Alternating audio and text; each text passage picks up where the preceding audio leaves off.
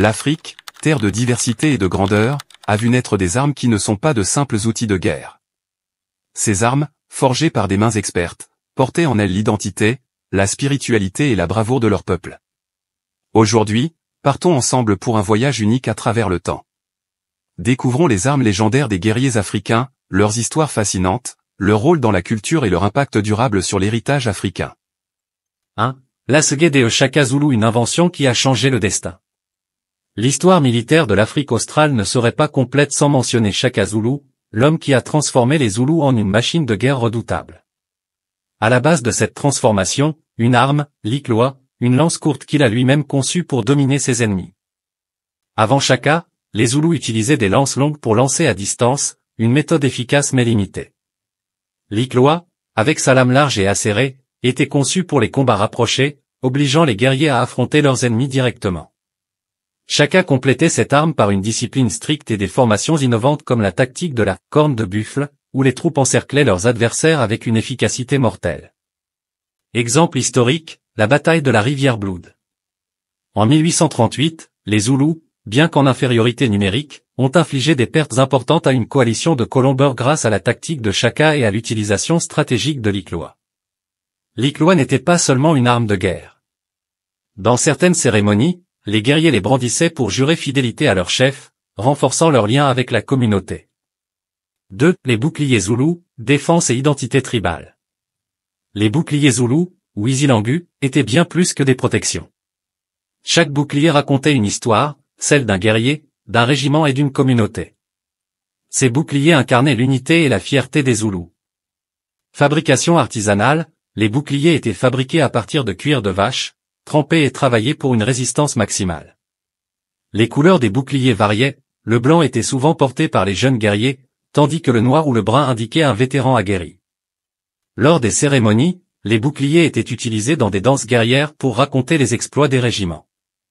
Une légende raconte qu'un régiment zoulou, surnommé les Lions de la Nuit, portait des boucliers entièrement noirs pour semer la terreur dans le cœur de leurs ennemis. Exemple historique, les guerres anglo-zoulous.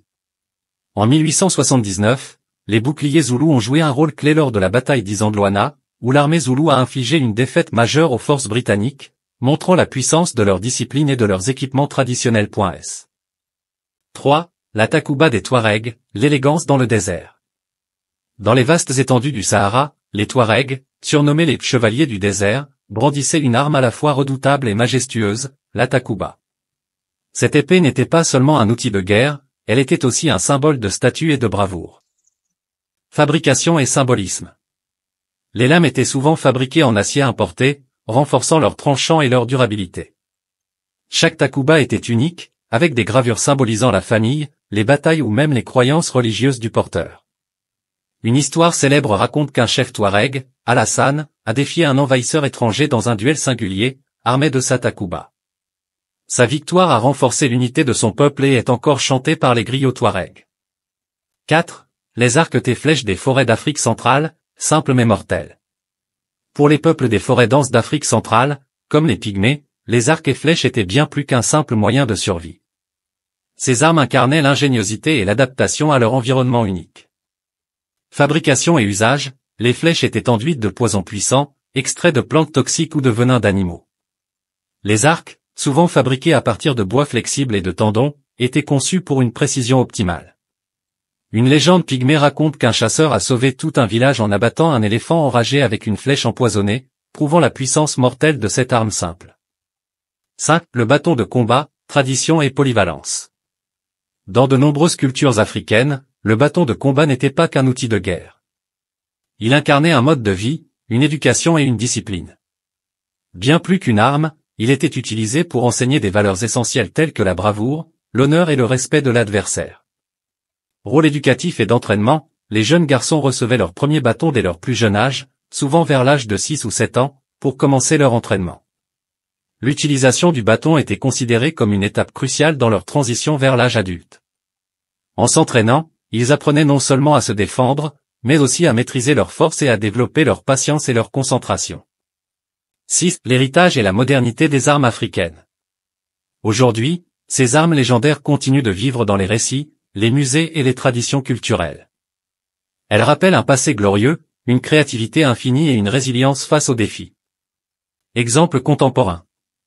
En Afrique du Sud, des reconstitutions historiques mettent en scène des batailles zoulous pour enseigner l'histoire aux nouvelles générations. Des artistes modernes s'inspirent des formes et des motifs de ces armes pour créer des œuvres contemporaines célébrant l'héritage africain. Les armes des guerriers africains ne sont pas que des reliques. Elles sont les témoins d'une histoire riche et d'une identité fière. Elles nous rappellent que l'Afrique, dans toute sa diversité, a toujours été un continent de créativité, de courage et de résilience. Si ce voyage vous a captivé, abonnez-vous et partagez vos pensées. Quelle arme légendaire a le plus marqué votre imagination? Dites-le nous en commentaire.